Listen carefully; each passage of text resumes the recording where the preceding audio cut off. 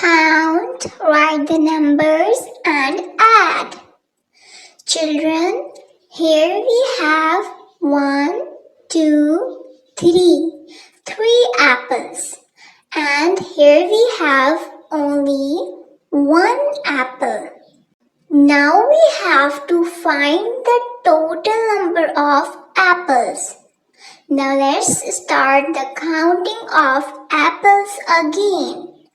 1, 2, 3, 4. So the total we have 4 apples.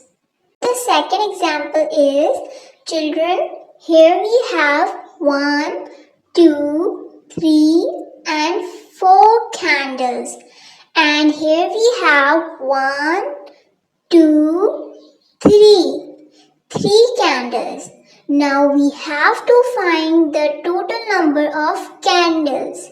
Let's start the counting of candles again.